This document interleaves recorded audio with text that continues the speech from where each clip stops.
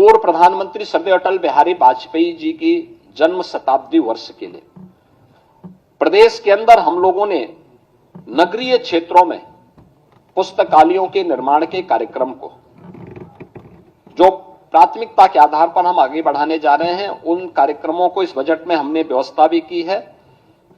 यह सभी अटल नगरीय क्षेत्रों में पुस्तकालय और उनके नाम पर ही ये डिजिटल लाइब्रेरी का निर्माण उन नगरीय क्षेत्रों में होने जा रहा है।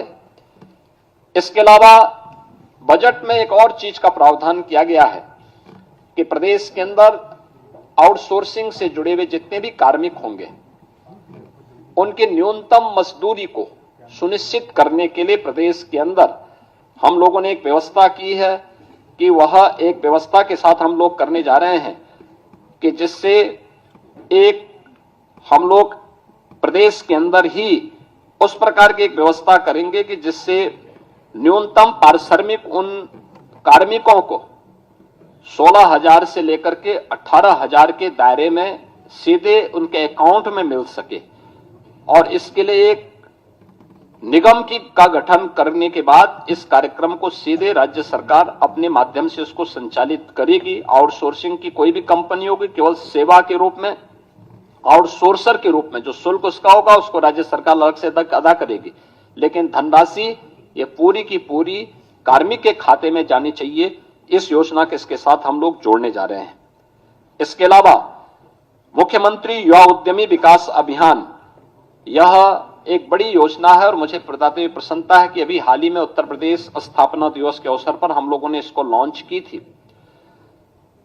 अभी 1 महीना भी इसका पूरा नहीं हुआ कि योजना की प्रगति और प्रोग्रेस से आप जान सकते हैं कि भी 98,000 से अधिक युवाओं ने इसमें आवेदन किया है। 76,000 आवेदन बैंकों को प्रेषित किए जा चुके हैं।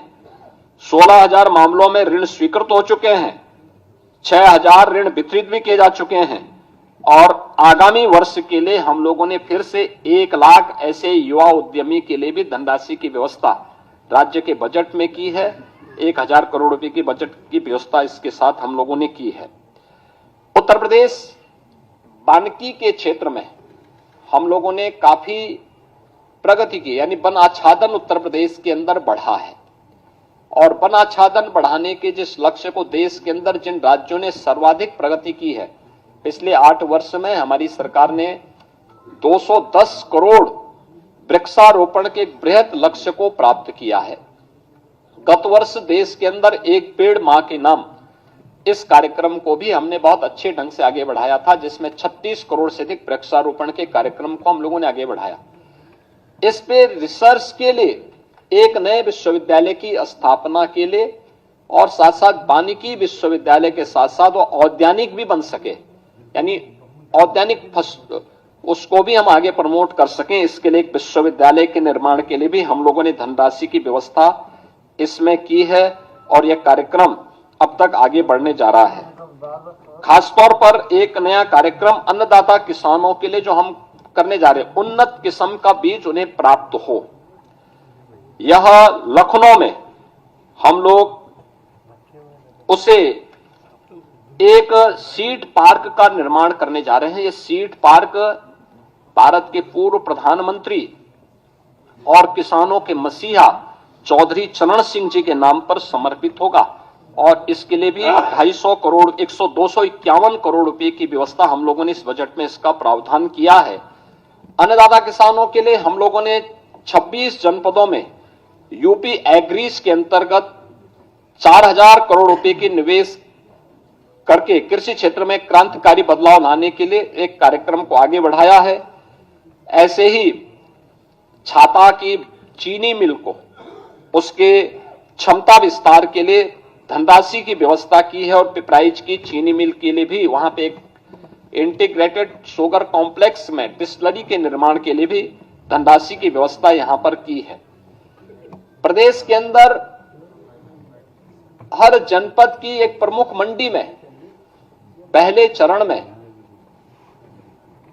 किसानों के लिए एक सेंटर, यानी उनके लिए एक विश्रामालय और विश्रामालय के साथ साथ एक कैंटीन अन्नपूर्णा कैंटीन जो माता सबरी के नाम पर समर्पित होगा, तो इसके निर्माण के कार्यक्रम को भी हम लोगों ने इसमें व्यवस्था की है, जिसमें उन्हें बहुत कम दाम पर भोजन की थाली वहां उपलब्ध हो सके, इसकी व्यवस्था की है।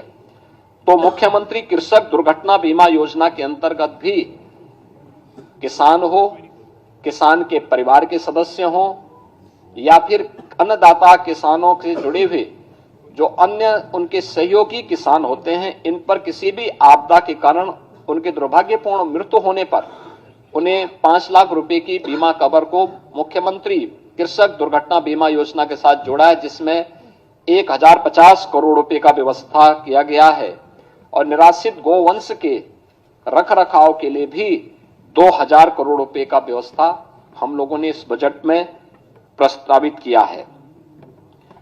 प्रदेश के अंदर मेधावी छात्र छात्राओं के लिए स्कूटी की एक स्कीम हम लोग इस बजट में प्रावधान किए हैं, जिसके लिए 400 करोड़ रुपए की व्यवस्था की गई है, जिसमें महारानी लक्ष्मीबाई के नाम पर इस योजना को प्रदेश सरकार चलाएगी और इस कार्यक्रम को हम आगे बढ़ाने जा रहे हैं।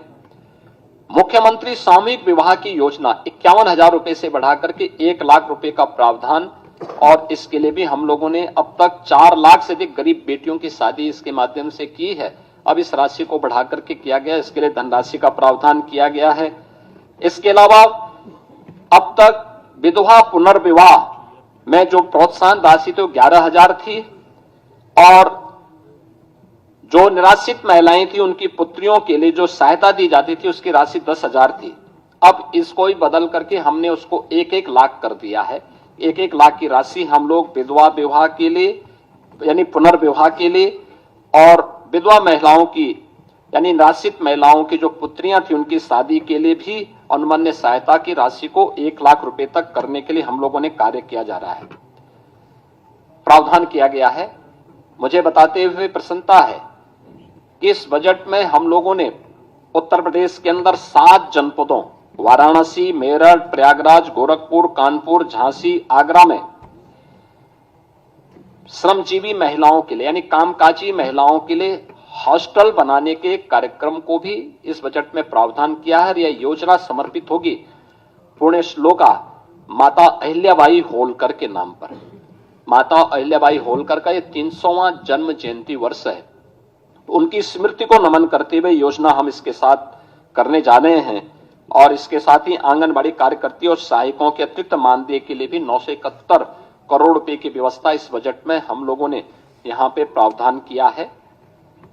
आस्था को सम्मान देने के लिए भी प्रदेश सरकार ने इस बजट में काफी प्रावधान किए हैं, और महाकुंभ की सफलता आप सबके सामने है। आपने आज कैट की रिपोर्ट को भी देखा होगा कि महाकुंभ के कारण इकोनॉमी में 3 लाख करोड़ रुपए से अधिक की वृद्धि की संभावना अभी से बताई गई है। और मुझे बताते हुए प्रसन्नता है कि इस आयोजन को आगे बढ़ाने के साथ साथ अयोध्या क्षेत्र के पर्यटन विकास के लिए 150 करोड़ रुपए, मथुरा वृंदावन के विकास के लिए 100 करोड़ रुपए की अतिरिक्त व्यवस्था का प्रावधान किया गया है।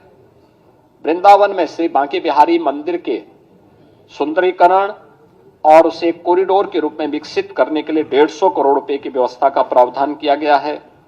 मिर्जापुर में मां विंध्यवासिनी धाम और उससे जुड़े हुए त्रिकोण के विकास के लिए 200 करोड़ का विकास प्रस्तावित किया गया है।